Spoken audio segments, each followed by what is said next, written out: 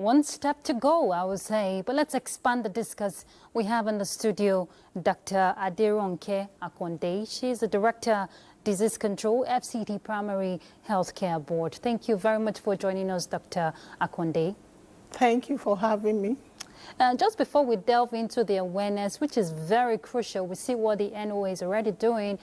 Tell us how crucial is hypertension, especially in this part of the world? Thank you very much.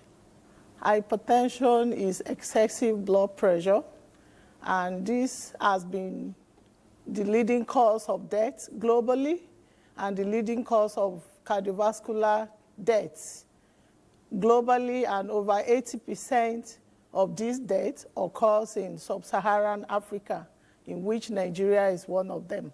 So globally, there are over 1.3 billion people suffering from hypertension. The implication of this is that out of about 10 people in the world, almost about 2 or 3 are hypertensive. And in Nigeria, if you have 10 people in a room, over 4 to 5 of those people are hypertensive. And globally, hypertension alone is the leading risk factor for death. All the deaths recorded in the whole world show that hypertension comes first. So it is a very serious disease, a silent killer that kills without giving notice. When you hear hypertension, a lot of people take it with levity, and you get to see all sorts of names given to it. Some call it high blood pressure. And there is a very distinct difference between high blood pressure and hypertension. High blood pressure is when the force of circulating blood against arteries, that's the blood vessels carrying the blood from the heart to the body. When this force is in excessive, that is when you have elevated blood pressure. And physiologically, elevated blood pressure could actually be normal when you undergo some exercise or other work that could be stressful to you. So it is expected that your blood pressure could be a bit elevated. However, whenever there is persistent elevated blood pressure, that means the force of circulating blood in this artery became so excessive that it refuses to come down. Then when you measure it in 2 or more occasions, then it becomes hypertension. So this is the implication of this disease globally and in Nigeria. And in Nigeria, the prevalence varies across the 6 geopolitical zones. We have a lot of studies, scientific studies, that actually confirm that in various geopolitical zones in Nigeria, the prevalence of hypertension are different. When you go down the southeast, there is highest prevalence of about 5 to 6 out of 10 people coming down with hypertension. When you come to the north central, in which we have Abuja and other states, you can get as low as 3 to 4 people out of 10 people coming down with hypertension. However, this disease is peculiar because it doesn't give symptoms. And it doesn't give sign. I like the fact you ended with symptom and sign. So what's the first step, and what are the behavioral risk factors? So behavioral risk factors for hypertension can be broadly grouped into 2. We have modifiable risk factors and non-modifiable risk factors. The modifiable risk factors include your age. Non-modifiable ones include your age. You can't change your age. You can't change your sex. You can't change the family in which you belong. There are some families in which you find hypertension. Primarily, this type of hypertension that are described as primary hypertension, it runs in the family. So is it hereditary? It could be hereditary. So you can have this, but you can't change the family in which you belong to. However, there are some modifiable ones in which you can change. particularly obesity. When someone is obese, it's a very high risk factor to hypertension. The implication of this is that if you come from a family that suffers hypertension and you are on the slim side, so you have to take caution, modify this risk factor so that you don't come down with obesity. Another one is the lifestyle, sedentary lifestyle. The way we sit down for too long, lack of exercise is another one risk factor that can lead to hypertension. So people who stay for too long in a position without moving around and without being engaged in physical activities tend to be predisposed to hypertension. So when you sit down for too long, this should come to your mind to move around.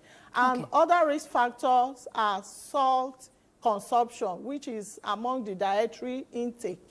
Excessive intake of salt can lead to hypertension. Okay. All right, Dr. Akande, let's stretch. We've been sitting for a while, right? Let's take a break as a way of checking ourselves. We'll be back. Stay tuned. Thank you for staying tuned. And still talking hypertension from Lagos, Hingano John Adams reports that medical experts say when diagnosed early and managed properly with the right medication and lifestyle changes, those with the condition can live normal lives.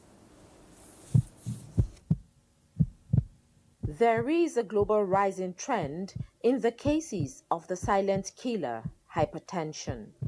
Data by the World Health Organization shows that the number of people living with hypertension doubled from 650 to 1.3 billion between 1990 and 2019, with almost half of that number being unaware of their condition.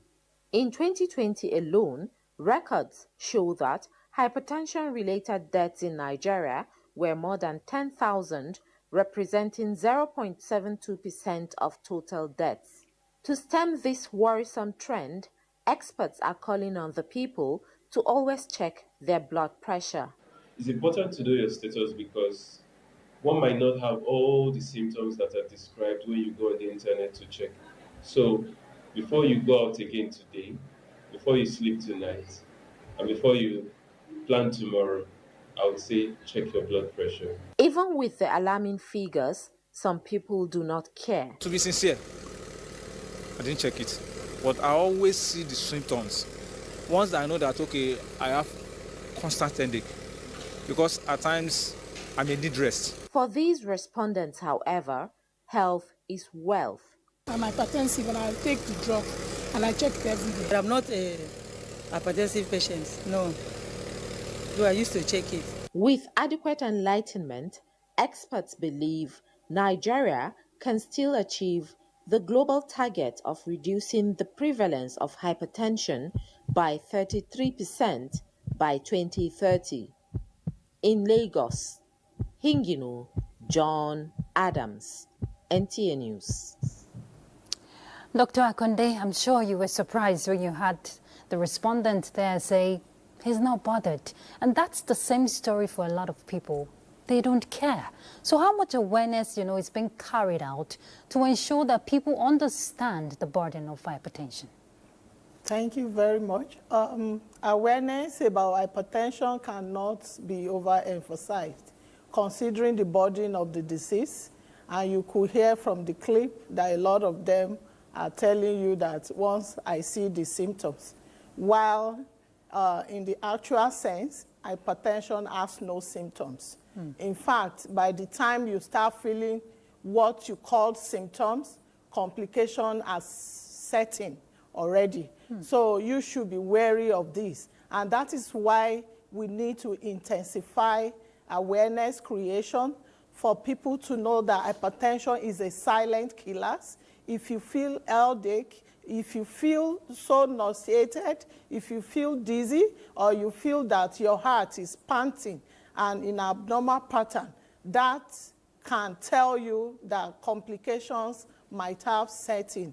And in the course of creating awareness, the WHO, World Health Organization, and United Nations has, set aside 17th of May every year for creation of awareness to the populace, and at the same time, a kind of call to action to policymakers and to everyone who are in the business of preventing hypertension and who has the technicalities in the control of this management of this ailment. So hypertension awareness creation during this course of global celebration World Hypertension Day, the theme for this year is measure your blood pressure, accurately control it, and live longer.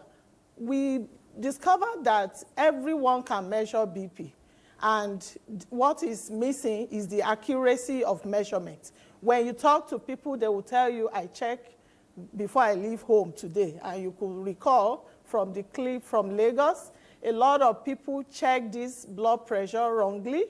Perhaps. So what is the right way? Sorry to cut in. Okay, the right way to check of blood pressure is for you to approach a healthcare worker, a designated healthcare worker who has been trained and who has his or her capacity built in this aspect, can check your blood pressure for you. Before your blood pressure is checked, the most important thing is to ensure that you have a validated BP measuring equipment, which we call commonly as SFIG. So when you get your BP apparatus, you need to make sure that it is validated. And you have to rest for about 5 to 15 minutes before you check your blood pressure. Okay, so aside the checking, or rather when you check, what's the next step to take? And you know, what is even alarming from reports we're getting is that young adults too do get a hypertension, which is scary. It's not about age again. Yes, it's not about age again. Gone were the days when we think hypertension is all about old age. Right now, the trajectory is changing, and you could see a whole lot of young adults coming down with stroke, coming down with paralysis, coming down with kidney failure, and this is as a result of the chronic impact of hypertension on hand organs like the heart, the kidney, the liver, the brain. And when you discover this, you get to know that change in lifestyle, modernized, westernized lifestyle, eating of junk food, excessive consumption of salts and fats are actually leading to all this change in trajectory.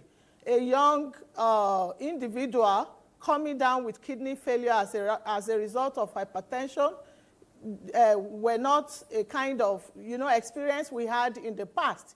But now there is what we call slump and die syndrome. Even the young people are more involved in this. They will tell you he was agile, he was okay, and before you knew it, everything went,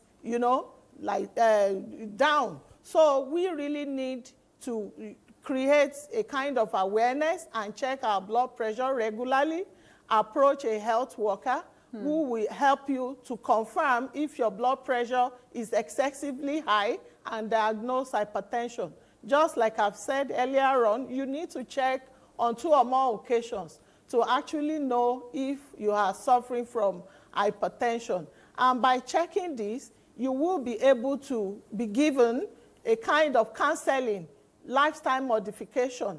Among the risk factors are the alcohol consumption, smoking.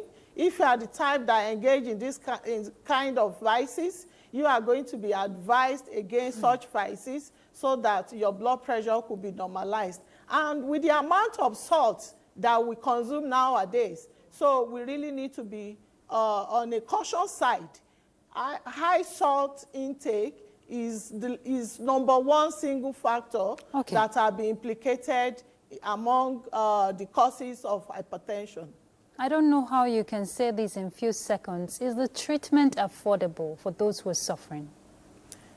Yes, this In question. few seconds, Dr. Akande. Yes, this question is very important because a whole lot of people are not even aware that even through your primary health care centers, you can check your blood pressure free of charge. And at the same time, you could be given a low dose, a low cost, effective medication that can help you to live longer and have your BP controlled. Okay. So everyone should approach primary health care center nearest to them and ask for help. Indeed, asking for help is the first step, actually. Thank you so much, Dr. Aderonke Akande. Thank you for coming on Weekend File. Thank you. And enlightening us. So let's take another break. You can have that quick check, right? Let's go.